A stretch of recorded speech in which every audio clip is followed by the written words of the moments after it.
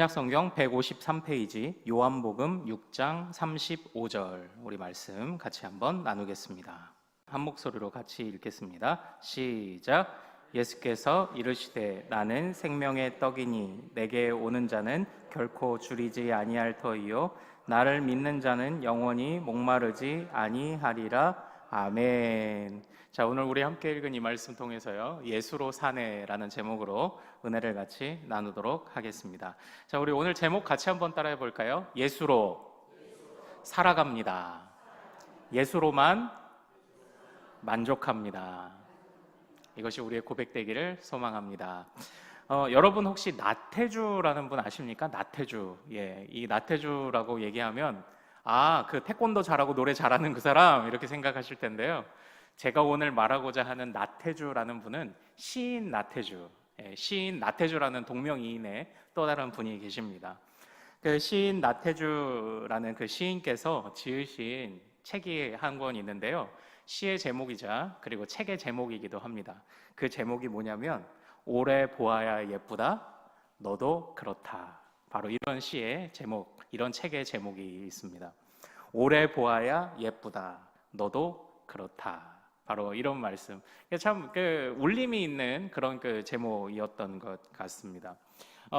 오늘 우리는요, 이 말씀 속에서 주님을 더 우리가 자세히 보아야 하는 그런 이유를 발견하게 될 것입니다. 왜냐하면 오늘 우리가 살펴보고자 하는 이 말씀은요, 예수를 슬쩍 보고 다 안다고 생각했던 미련한 사람들이 등장을 하거든요. 오래 보아야 예쁘다, 너도 그렇다. 우리도 누군가가 항상 우리를 이렇게 바라봐 주기를 원하지 않습니까? 그러니까 우리가 살다 보면 오해 생기는 일도 있고, 그리고 내 본심과 다르게, 그리고 우리 얼마나 사람들이 오해를 하면은 우리가 자주 쓰는 말이 그런 말이 있잖아요. 본의 아니게 이런 말이 있잖아요. 그러니까 참 오래 본다, 자세히 본다, 정확하게 안다는 게 얼마나 참 어려운지, 얼마나 중요한지 모르겠는데, 근데 얼마나 그것이 어려운지 또 한번 생각을 해보게 되는 것 같습니다. 특별히 우리는요, 예수님을 오해해서는 안 될 것입니다. 예수님을 더 자세히 보고 더 자세히 알아야 그 가치가 우리에게 더 생겨날 줄로 우리가 또 오늘 말씀을 통해 그 교훈을 좀 배우기를 원합니다. 그래서요, 오늘 등장하는 이곳의 사람들과 예수님의 대화를 우리 한번 같이 보겠습니다. 이 사람들은 예수님을 어떻게 오해하고 있었던 것일까요? 자, 우리 오늘 말씀은요, 22절에 보면요, 같이 한번 읽어보도록 하겠습니다. 자, 시작. 이튿날 바다 건너편에 서 있던 무리가 배 한 척 외에 다른 배가 거기 없는 것과 또 어제 예수께서 제자들과 함께 그 배에 오르지 아니하시고 제자들만 가는 것을 보았더니. 아멘. 이렇게 되어 있죠. 오늘 한 무리의 사람들이 등장을 합니다. 그런데 이 사람들은 바다 건너편에 있는 사람이라고 이야기를 해요. 그러나 이 사람들이요, 전혀 생소한 사람들이 아닙니다. 바로 오병이어를 먹은 사람들입니다. 오병이어를 먹은 사건 이후에 예수님께서 바로 바다를 가로질러서 건너가시는 그런 또 사건이 일어났습니다. 그러므로 그때 제자들과 예수님이 떠나셨는데 이동하지 못하고 여전히 남아있던 사람들이 바로 지금 건너편에 남아있는 그런 사람들인 거예요. 그러니까 다시 말하면 오병이어를 먹고 그 자리에 머물러 있던 바로 그런 사람들이었습니다. 그런데 이 사람들이요, 지금 완전히 다들 탐정이 되었어요. 지금 잘 보십시오. 우리가 읽은 22절 말씀에 딱 봤더니 아침에 일어나 보니까 배가 없어요. 한 척 외에는 배가 없습니다. 그리고요, 어제 몇몇 사람들이 예수님을 목격한 증언들을 모아봤더니 제자들하고 예수님이 따로 움직이셨다는 바로 그런 이야기들을 이들이 알아챘습니다. 그래서 그들이 단서를 모아서 이제 예수님을 다시 찾아가기 시작을 했던 거예요. 그래서 예수님이 가버나움으로 함께 넘어가셨을 때 그들을 찾아서 또 다시 배를 끌고 아니면은 호수를 빙 돌아 예수님을 찾아 지금 이 사람들이 나아갔고, 그리고 결국 그 예수님을 만났습니다. 그리고 그들이 예수님을 만났을 때 뭐라고 말씀하는지 한번 보십시오. 25절 말씀입니다. 자, 같이 한번 읽어보겠습니다. 자, 시작. 바다 건너편에서 만나 랍비여 언제 여기 오셨나이까 하니. 저는 이게 궁금해서 묻는 질문인가요? 이게 아니죠. 이게 약간 푸념이죠. 아니 저희 만나두고 가시면 어떡합니까? 이런 지금 푸념이지 않습니까? 자, 그런데요, 예수님께서는요 그들을 떠나오실 수밖에 없었던 이유가 있었습니다. 그리고 왜 그들을 떠나셨는지 그 이유를 26절과 27절에서 비로소 말씀을 하셨습니다. 우리 26절과 27절 같이 한번 읽어보겠습니다. 자, 시작. 예수께서 대답하여 이르시되 내가 진실로 진실로 너희에게 이르노니 너희가 나를 찾는 것은 표적을 본 까닭이 아니요 떡을 먹고 배부른 까닭이로다. 썩을 양식을 위하여 일하지 말고 영생하도록 있는 양식을 위하여 하라. 이 양식은 인자가 너희에게 주리니 인자는 아버지 하나님께서 인치신 자니라. 아멘. 이렇게 되어 있습니다. 예수님께서 그들의 푸념에 대해서 그들을 꾸짖으신 이유가 무엇입니까? 바로 그들의 속마음을 아셨기 때문입니다.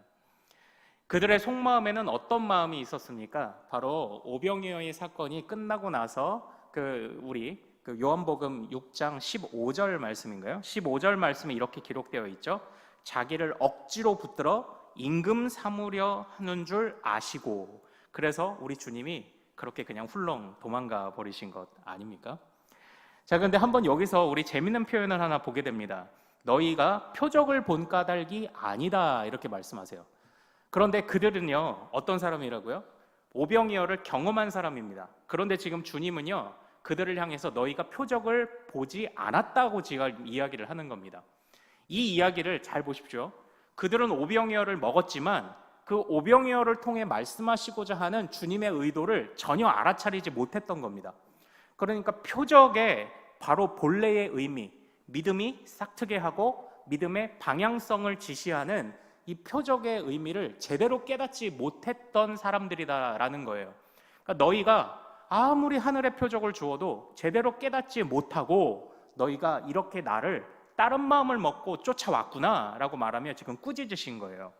그런데 그때에 주님이 이렇게 말씀하자 이 사람들의 반응을 보십시오. 이 사람들이 얼마나 어두운지 한번 보십시오. 이 사람들이 28절에 보면 그러면 우리가 어떻게 합니까? 이렇게 질문을 해요. 자, 29절에 주님의 대답을 같이 읽어봅시다. 자, 시작. 예수께서 대답하여 이르시되 하나님께서 보내신 이를 믿는 것이 하나님의 일이니라 하시니. 아멘. 이렇게 되어 있어요. 예수님이 이렇게 말씀하십니다. 하나님께서 보내신 이를 믿어라. 그랬더니 그때 이 사람들이 알아챘습니다. 아, 당신을 믿으라는 얘기군요 라고 말하고 있는 거예요. 그런데 여기에서요 30절에 이 사람들의 반응을 다시 한번 읽어봅시다. 자, 30절 시작. 그들이 묻되 그러면 우리가 보고 당신을 믿도록 행하시는 표적이 무엇이니까 하시는 일이 무엇이니까 이겁니다. 지금 잘 보십시오. 오병이어의 놀라운 기적과 표적을 행하셨습니다. 그런데 그 표적을 제대로 깨닫지 못했어요. 그리고 예수님을 임금 삼으려고 쫓아왔는데 예수님이 꾸짖으세요. 푸념하면서 말합니다. 그러면 당신을 믿을 수 있게 해 주십시오. 잘 보십시오. 오병이어의 기적을 행하셨는데 사람들은 믿을 수 있는 증거를 또 주십시오라고 이야기를 하고 있는 겁니다. 지금. 그러니까 이 주님이 이들을 보면서 가지셨을 이 답답함이 얼마나 큰 답답함일지 이게 좀 느껴지시는지 모르겠습니다. 아니 이미 표적을 보여줬잖아요. 그런데 또 표적을 보여달라고 이야기를 합니다. 그리고 나서요 이제 그들의 본심을 말합니다. 31절 같이 한번 사람들의 말을 읽어보십시오. 자, 같이 읽겠습니다. 시작. 기록된 바 하늘에서 그들에게 떡을 주어 먹게 하였다 함과 같이 우리 조상들은 광야에서 만나를 먹었나이다. 이렇게 된 거예요. 자, 한번 잘 보십시오. 지금 이 사람들이 가지고 있는 생각을 보십시오.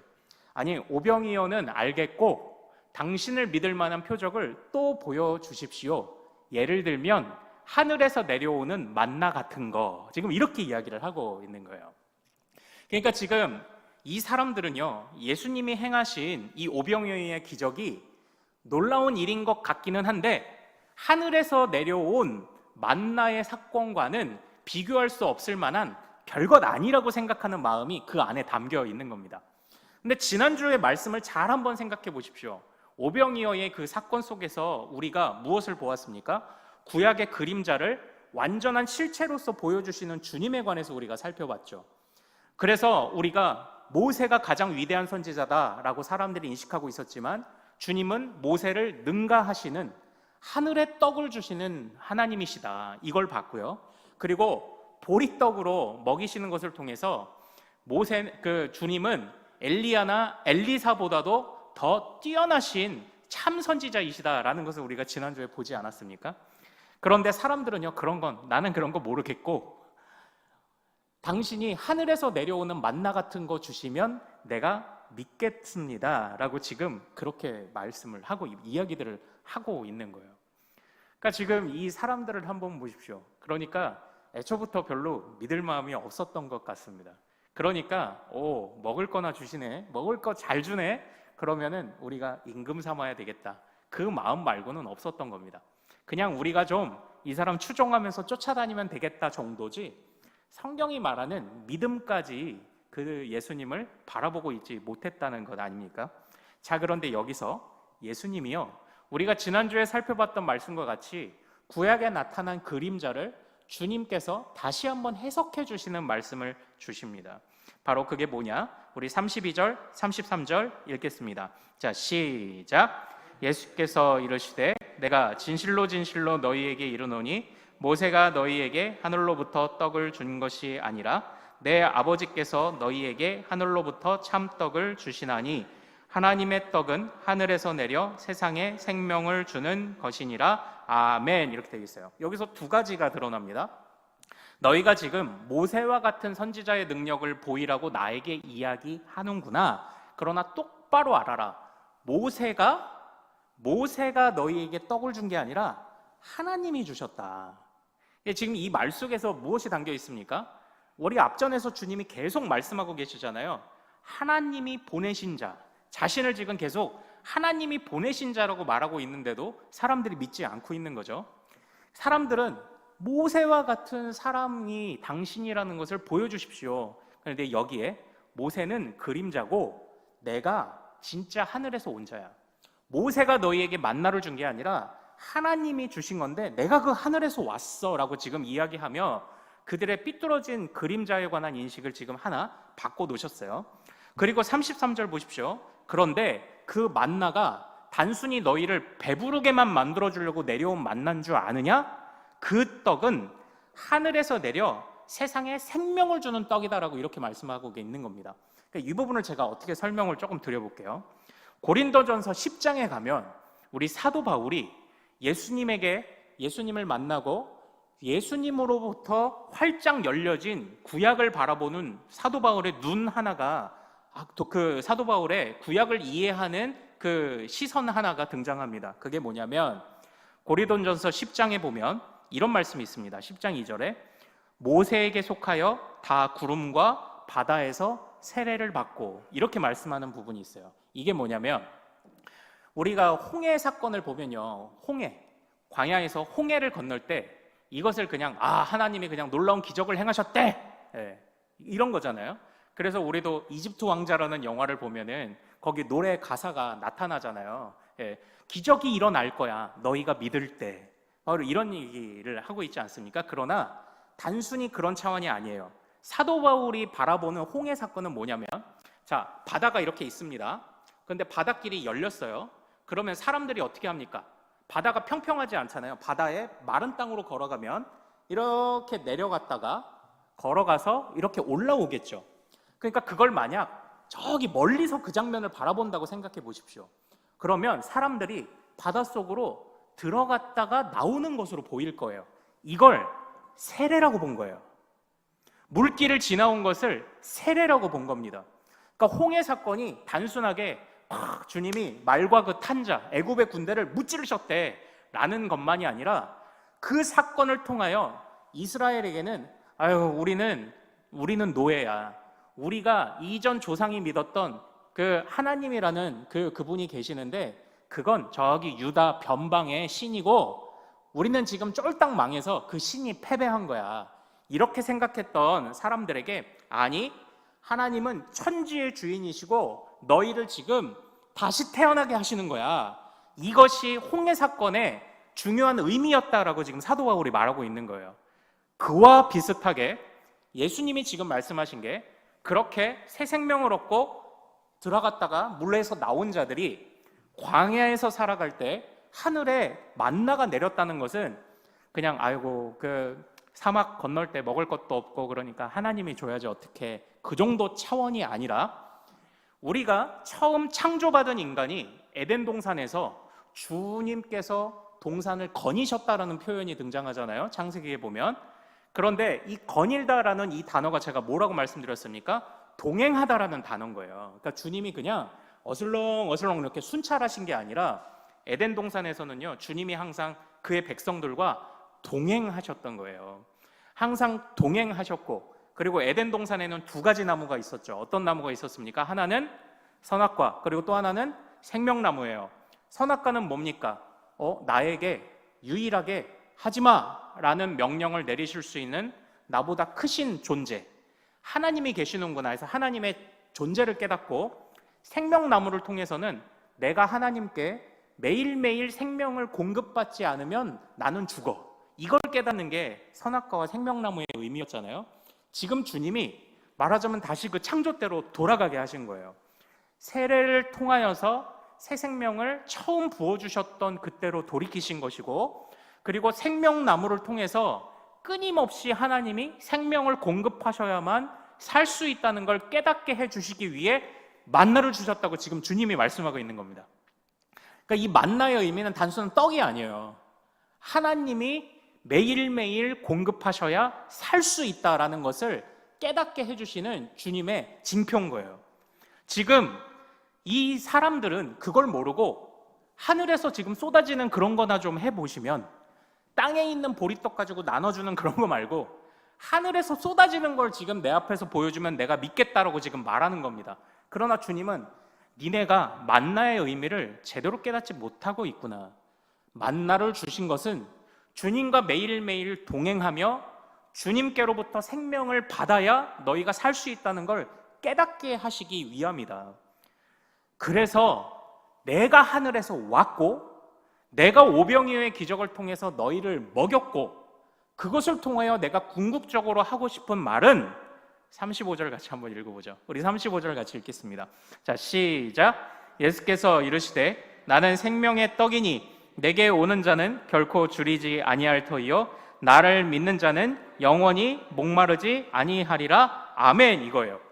결국 너희가 오병이어의 사건을 별것 아닌 것으로 보느냐? 그것은 하늘의 만나였어. 하늘에서 내려오는 그런 만나만이 하늘의 만나가 아니라 하늘에서 내려온 자가 주는 것도 만나야. 지금 이 이야기를 주님이 하시는 겁니다. 그러니까 주님은요, 이 이후에 그들에게 더 큰 표적 행하시는 것을 거부하시죠. 왜냐? 이미 충분히 보여주셨기 때문이에요. 오병이어는 주님이 하늘에서 오셔서 공급하신다는 것을 드러내시는 겁니다. 주님이 하늘의 만나를 주실 수 있다는 것을 의미합니다. 심지어는 단순하게 주는 분이 아닙니다. 그 하늘의 만나를 만드실 수 있는 분이고요, 그 자신이 바로 생명의 주인이신 생명의 떡임을 말하고 계시는 겁니다. 그러므로 잘 보십시오. 창조받은 인류가 창조받아서 그냥 주님이 풀어놓으신 게 아니에요. 주님이 동행하시면서 그들을 먹이셨죠. 그런데 그 주님으로부터, 먹이시는 주님으로부터 멀어지니 자연스럽게 죽음이 올 수밖에 없죠. 또 이스라엘 백성들을 한번 잘 보십시오. 광야만이 아니라 광야에서도 물론 그렇죠. 광야에서도요, 그 주님의 말씀을 제대로 온전히 듣지 않으니까 불뱀이 와서 그들을 무는 것 아닙니까? 그러나 주님의 말씀이 다시 선포됐을 때 놋뱀을 보니까 그들이 다시 살아나는 것 아닙니까? 주님께 매달려 공급받으면 살고 그렇지 않으면 죽는다는 원리를 창조 때와 그리고 재창조라는 광야 때와 예수님이 오셔서 이루시는 완전한 창조의, 완전 새로운 창조가 지금 같은 패턴으로 이어져 가고 있는 거예요. 참고로 우리 교회에서 여러 가지 것들 광고하거나 이런 것들이 있으면 주의 깊게 잘 들으십시오. 예, 그 광야에서 놋뱀을 보면 삽니다라고 모세가 광고했는데 광고 제대로 안 들은 사람은 다 죽었어요. 예, 광고를 잘 들어야 돼요. 제가 우스갯소리 좀 할까요? 저희 임직식 광고가 기독교 신문에 나갔잖아요. 교회 기독 신문에. 갑자기 월요일에 예전에 같은 교회에 계시던 선배 목사님이 목사님 위임을 축하합니다 이렇게 보내신 거예요. 그래서 잘못 보냈겠지 생각을 했어요. 그런데 그 다음날 또 예전에 같은 교회에 있던 한 후배 목사님이 목사님, 이분이 미국인인데 한국말을 너무 잘해서 목사님 위임을 축하합니다라고 연락이 또 온 거예요. 그래서 뭘까 생각을 했는데 알고 보니까 큰숲교회 임직식하고 사회자 김창성 사진이 있으니까 임직식을 자기 멋대로 본 거예요. 위임식이라고 본 거예요. 그래가지고 저한테 위임을 축하한다고. 그래서 전화를 했죠. 혹시 기독신문 광고 보고 저한테 연락하신 거예요? 그랬더니 맞대는 거예요. 그래서 위임식 작년에 했고요. 이번엔 임직식 이런 이제 끊었던 거예요. 이제 광고를 잘 봐야 돼요. 자기가 보고 싶은 광고만 보면 안 됩니다. 광고를 잘 봐야 돼요. 노뱀을 보아라 라고 광고 안 들은 사람은 다 죽었다니까요. 광고를 잘 들어야 돼요. 예. 어쨌든 다시 돌아와서 성경은요, 구원을 말씀하시는 주님의 말씀이요, 사실상 그림자니까 그림자의 형태는 어떻습니까? 본체의 형태를 따라가게 돼 있잖아요. 내가 손바닥을 피면 제가 손바닥을 4개를 5개를 폈는데 손가락을 그림자에서는 뿌이 하고 있나요? 아니죠. 그림자는 본체의 형상을 따라가게 돼 있어요. 그래서 이게 구원의 패턴이 이게 비슷하게 같이 이어져 가는 겁니다. 그런데 그 핵심이 뭔지 잘 기억하십시오. 주님이 만드셨고 창조하셨고 공급하셨고 그래서 살았어요. 주님이 다시 건져서 홍해라는 세례를 주시고 그리고 광야에서 공급하시니까 살았어요. 예수님이 오셔서 우리를 십자가 은혜로 다시 빚으시고 그리고 생명의 떡이 되신 주님과 함께 매일매일 동행해야, 그래서 우리 안에 이제 성령이 같이 거하시는 이유가 그거잖아요. 주님은 떠나셨지만 세상 끝날까지 너희와 어떻게 항상 함께 하리라. 그 약속을 지키시기 위해 우리에게 성령 주시고, 자, 똑같지 않습니까? 빚으시고 그리고 동행하시고, 빚으시고 동행하시고, 빚으시고 동행하시고. 그러니까 이건 거예요. 이 패턴을 정확하게 이해해야 되는 겁니다.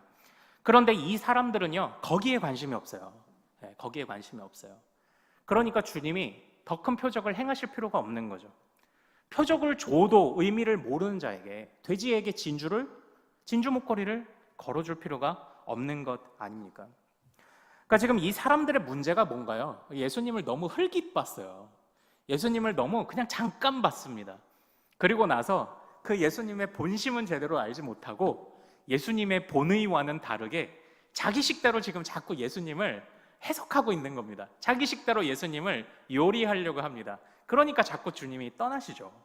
아무리 이 사람들이 쫓아오고 해도 주님은 어떻게 하십니까? 계속 도망 다니실 거예요. 왜냐? 그들이 주님의 가치를 제대로 알지 못했으니까요. 그래서 결국 주님께서 하시는 말씀이 무엇입니까? 책망하시는 말씀 36절 같이 한번 읽어보도록 하겠습니다. 자, 시작. 그러나 내가 너희에게 이르기를 너희는 나를 보고도 믿지 아니하는도다 하였느니라. 아멘. 이렇게 되어 있어요. 너희들이 결국은 나를 못 믿는다는 거지.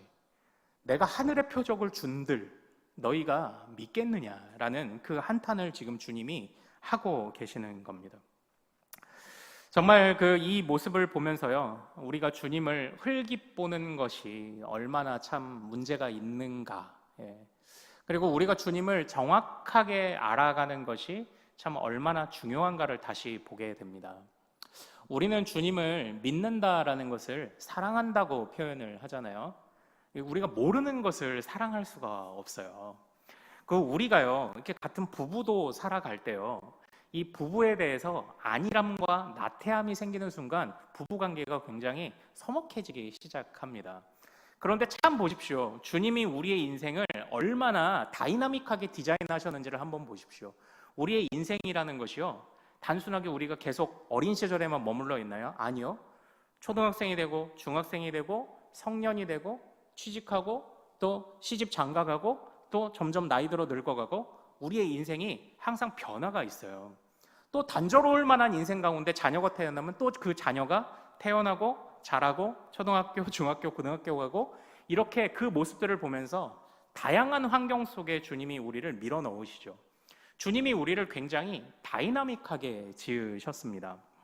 주님이 우리를 이끌어 가시는 것은 굉장히 우리를 역동적인 삶 속으로 우리를 밀어넣으셨는데, 그런데 그 속에서 우리가 나태함과 안일함과 이 정도면 됐다는 생각을 갖는 순간 어느덧 청소년기에 접어들은 자녀들과 이해하지 못하는 일이 벌어지는 거고요. 어느덧 영원히 내 편일 것만 같았던 그런 나의 배우자나 그런 사람들에게 내가 다 알 것처럼 생각했지만 여전히 모르는 모습들을 보며 당황하게 되는 것 아닙니까? 그러므로 모든 관계는 항상 그 사람의 새로운 모습을 알아가기 위한 탐구정신, 또한 그 사람의 새로운 모습을 알아가기 위한 진정한 사랑이 바탕이 될 때 이 관계가 항상 무르익어가는 그런 모습을 볼 수가 있어요. 마찬가지로 우리도 예수님에 대해서요, 신앙생활 몇십 년쯤 해오고 하면 다 알죠. 그러나 우리는 주님이 우리에게 단순하게 사람으로서 교제하시는 게 아니라 우리가 지금 천지의 주인이신 저 하늘의 하나님, 곧 신과 교제한다는 사실을 절대 잊어서는 안 돼요. 그래서 주님이 우리에게 항상 우리를 이끌어 가시는 모습이, 사람도 이렇게 다이나믹한 인생 속에 내가 다 안다고 생각했지만 내가 저 사람도 모르는데 내가 어찌 하나님을 다 안다고 함부로 말할 수 있겠습니까? 매일매일 주님과 동행하며 주님의 새로운 모습들을 발견하기 위하여 우리가 그 안에 뛰어들어갈 때 우리가 정말 주님을 믿고 신뢰하며 사랑하며 따라가게 되는 것 아닙니까? 저는요, 오늘 이 말씀을 보면서요, 그런 생각이 들더라고요. 때로는 우리도요, 믿음을 구하면서 주님께 이런 놀라운 기적이나 표적을 보여달라고 구할 때도 있습니다. 그러나 그런 일이 일어나는 경우는 생각보다 드문 것 같아요. 그러나 표적이 드물다고 해서요, 우리가 주님을 믿지 못하는 것, 저는 그것 아니라고 생각합니다. 어찌 보면요, 더 이상의 표적이 불필요하다고 말씀하시는 하나님의 말씀 같은 거예요. 이미 주님은 오병이어의 사건을 통해서 이미 자신의 생명이 떡이 되심을, 자신이 하늘에서 오신 참된 만나요, 모세를 능가하는 선지자임을 다 보여주셨어요. 이에 더 이상 표적은 필요 없습니다. 마찬가지로 오늘날 우리가 기적도 표적도 구하지만, 그러나 이미 주님은 이미 줄 만큼 다 줬는데 라고 말씀하시는 것 같다는 그런 생각이 들었습니다. 저는 오늘 이 말씀을 묵상하다가 제가 유럽에 가서 보았던 천주교의 성당들, 오래된 성당들의 모습이 좀 생각이 났어요. 우리 칼빈 선생님이 종교개혁가들과 함께 천주교를 비판했던 것 중에 하나가 무엇인지 아십니까? 천주교에 있는 성당에 가보세요. 천주교에는 십자가가 걸려 있잖아요. 그런데 십자가가 어떤 십자가입니까? 어떤 십자가요? 예수가 매달려 있는 것이 그대로 조각된 십자가가 아직도 걸려 있어요. 그게 별것 아닌 것 같지만 우리 그 종교개혁가들의 눈에는요, 그게 어떻게 보였냐면요, 아직도 십자가에 매달려 계신 주님으로 보인 거예요. 우리 주님은 이미 부활하셨는데, 그리고 천주교가 가지고 있는 그들의 미사라는 것이 아직도 구약의 제사와 동일한 것을 하고 있다. 아직도 주님을 죽이고 있다. 주님은 살아나서 부활하셨는데, 그래서 그들의 미사의 오류와, 그리고 우리 천주교 사제들이 있는 설교 강당 그 뒤편에 보면은 거기에 놓여 있는 것이 예수님의 성찬을 상징하는 떡과 잔이 놓여 있긴 하지만 그것이 우리가 생각하는 영적 임재의 그런 성찬과는 다르죠. 거기에 실제로 주님이 누워 계시다고 생각을 하는 겁니다. 그러면서 아직도 여전히 십자가에 매달려 부활하지 못하신 주님을 믿는 자들, 이게 우리 종교개혁가들이 천주교를 바라보는 비판 지점이었던 거예요. 그런데 우리도 그런 것이 아닐까라는 생각을 합니다. 매년 부활절 보내고요, 부활만큼 더 확실한 표정과 표적이 어디에 있습니까? 그런데 이미 주님은 우리가 믿기에 충분한 것들을 다 주셨는데 우리는 자꾸 새로운 거 이렇게 말하는 그런 사람들 같은 거예요. 이미 주님은 우리에게 다 주신 줄로 믿으시길 소망합니다. 주님 부활하셨습니다. 주님 우리에게 오셨습니다. 참 생명 주셨습니다. 그것 붙잡고 의지하고 살면 되는데 우리가 자꾸 주님 새로운 거 자꾸 이렇게 말하는 거예요. 그래서 우리가 주님을 더 깊이 알아가야 된다고 할 때요, 저는 이렇게 표현을 하잖아요. 몰랐던 것을 아는 것도 중요합니다. 그러나 잃어버렸던 깊은 맛을 되찾아가는 거. 저는 이게 기독교 신앙이라고 생각해요. 그래서 우리가 흙이빴던 것을 다시 한번 제대로 보고. 왜요? 오래 보아야 예쁘니까요. 여러분도 그렇잖아요. 우리 주님이 오늘 그 말씀을 하시는 것 같아요. 제발 나 좀 흙깃 보지 말고 내가 지금 무엇을 말하려고 무엇을 하려고 하는지 좀 제대로 알고 나를 좀 오래 제대로 봐줘. 그러면 내가 아름다워 보일 거야. 너도 그렇잖아. 오래 보아야 예쁘다. 너도 그렇다. 이게 그 주님의 말씀 같은 겁니다. 높은 산이 거친들이 초막이나 궁궐이나 주 예수와 동행하니 그 어디나 하늘나라. 이거 거짓말 아니기를 원합니다. 아니 주님이 부활하셨다니까요. 주님이 우리에게 오셔서 이미 우리가 믿기에 충분한 것들을 다 주셨다니까요. 자꾸 새로운 거 말고요. 주여 내가 흙깃 봤던 것을 이제는 다시 한번 좀 제대로 볼게요. 이 다짐이면 충분하다는 것을 절대 잊지 않는 우리 믿음의 가족들 되시기를 소망합니다. 우리 주님이요, 오늘 사건에서 이제 요한복음의 독특한 관점이죠. 나는 뭐뭐다, 나는 생명의 떡이다 라고 말하는, 나는 뭐뭐다라고 말하는 이것이 있잖아요. 근데 재밌는 게 나는 뭐뭐다라고 말씀하시는 게 사실 요한복음 6장 16절부터 21절 사이에 나타나는 단락에 이미 주님이 나는 이라고 말씀하시는 부분이 하나 등장합니다. 이 부분에서는요, 오병이어의 기적을 일으키시고 주님이 제자들을 먼저 보내시죠. 그리고 주님은 따로 가십니다. 그런데 그때 이 게네사렛 호수 갈릴리 바다에 큰 파도가 일죠. 그런데 그 제자들이 노를 저어서 이렇게 가는데 누가 걸어오는 것 같은 거예요. 누가 걸어오고 있었죠? 우리 주님이 걸어오고 있었죠. 그때 이 제자들이 두려움을 확 갖습니다. 그런데 그때 주님이 이렇게 말씀하시며 제자들을 안심시키십니다. 20절 말씀 한번 같이 볼까요? 20절. 자, 읽겠습니다. 시작. 이르시되 내니 두려워하지 말라 하신대 아멘. 이렇게 돼 있죠. 여기서 이 내니 이게 뭐예요? 나야 나 이거죠. 나야 나.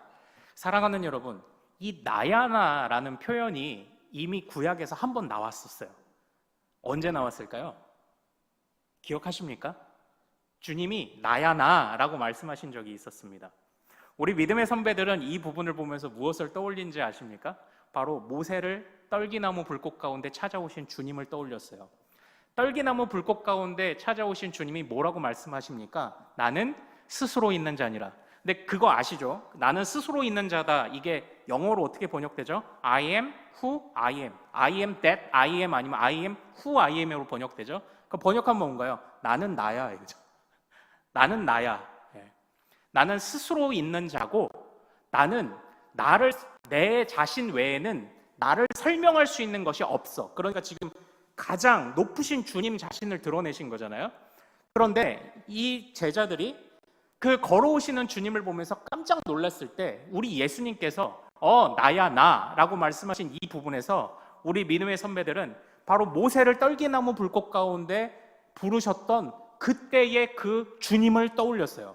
그래서 와, 주님께서 놀라운 능력으로 나타나 자신을 드러내시며 참신이 세상에 왔다는 것을, 모세가 광야 가운데서 참신을 만나 그 주님으로부터 부름받은 것처럼 그 지금 폭풍우 가운데 있는 제자들이 참신이신 예수를 만나 그곳에서 지금 평안을 얻게 되었다라는 사실을 동일하게 본 거예요.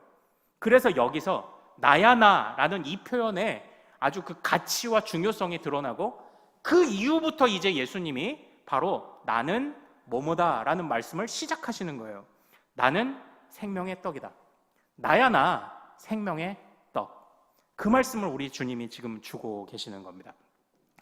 사랑하는 여러분, 저는 오늘 설교의 제목을 예수로 사네라고 지었습니다. 예수로 산다는 것이 무엇일까요? 예수로 산다는 것이 무엇입니까? 그냥 사시사철 그냥 24시간 하루에도 1초도 쉬지 않고 막 주님만 생각합니까? 주님 이렇게 합니까? 꼭 그렇지는 않죠. 그러기도 쉽지 않고요. 그럴 수도 없고요. 그러나 예수로 산다는 것은요, 바로 이런 것 같습니다. 제가 나태주의 시인, 나태주 씨의 그 시를 소개해드렸잖아요. 제가 나태주 씨의 또 다른 시 하나를 소개해드리도록 하겠습니다. 참고로 이 나태주 씨가요, 기독교인입니다. 그래서 새롭게 하소서에 예전에 한번 나온 적이 있으셨던 것 같아요. 자, 이분이 이런 시를 지으셨습니다. 마당을 쓸었습니다. 지구의 한 모퉁이가 깨끗해졌습니다. 이분이 이런 시를 지으신 거예요. 저는 이 마음이 이해가 갑니다.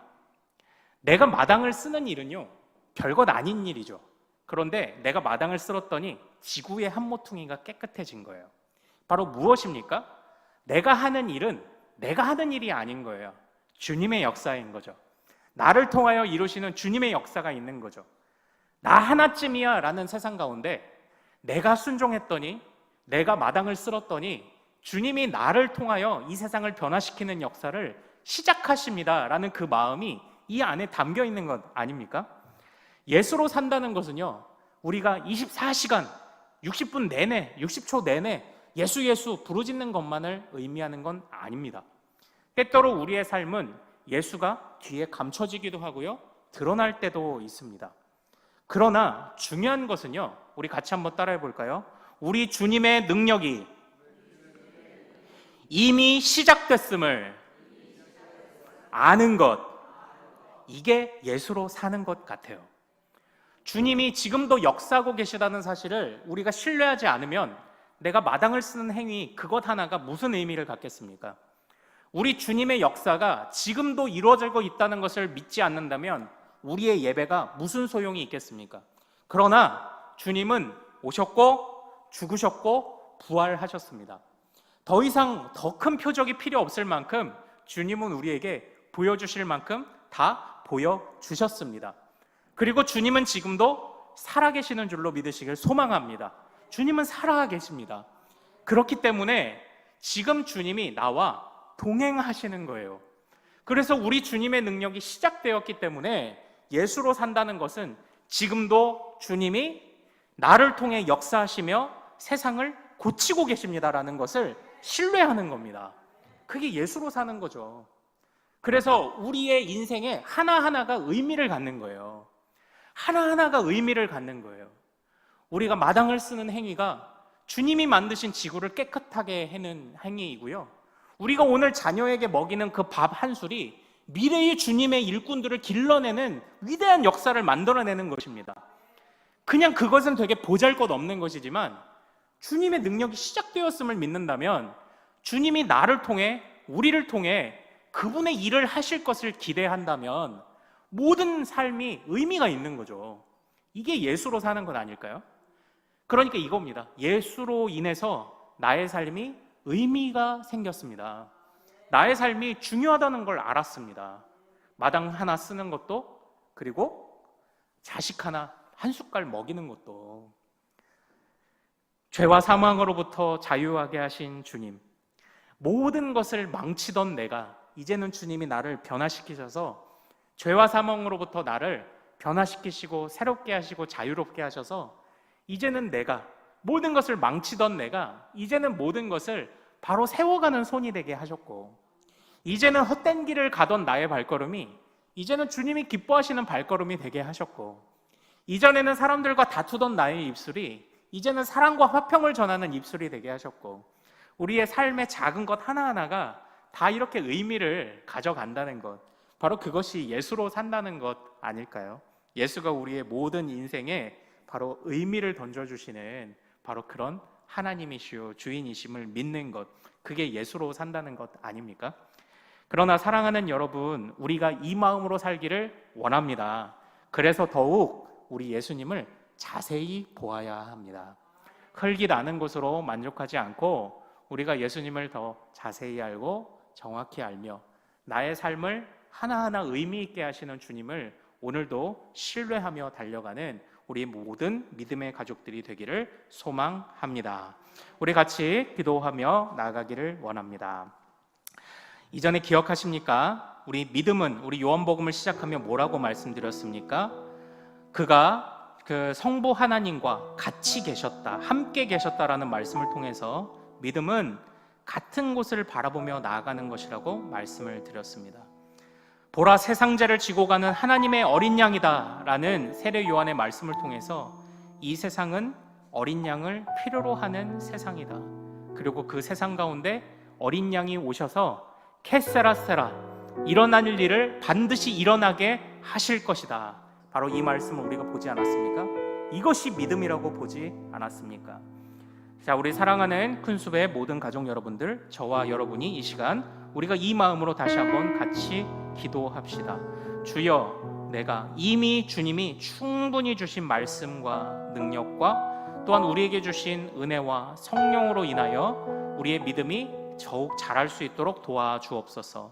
내가 일부러 눈을 감은 채로 더 큰 표적을 보여달라고 말하는 주님을 미련하게 쫓았던 자들이 되지 않게 하시고, 주님을 흘깃봤던 자들이 되지 않게 하시고, 오직 주님을 선명하게 아는 자들이 되게 하여 주시옵소서. 또한 주여, 우리의 삶이 화려하지는 않아도, 우리가 높은 산이 되지는 못하였지만 그래도 사람들이 몰려들고 찾아오는 오름직한 동산이 되기를 소망합니다. 하나님, 나의 삶이 아무리 부족해 보여도, 내가 마당을 쓸어도 그것이 지구를 깨끗하게 하는 일로 바꾸실 주님을 의지하며 나의 삶 하나하나가 주님으로 인해 의미를 갖습니다. 주여, 나의 삶을 아름답게 보실 주님을 기억하며 매 순간 매사에 최선을 다하며 살아가게 하옵소서. 우리 또한 이런 마음으로 같이 기도하기를 원합니다. 참된 믿음 주시기를, 그래서 우리가 주님을 바로 볼 수 있기를, 우리의 모든 삶의 하루하루가 참으로 주님께서 우리를 통해 역사하시는 위대한 역사의 발걸음임을 잊지 않는 우리가 되게 해달라고 우리 주여 이름 크게 한번 부르고 같이 기도합니다. 주여!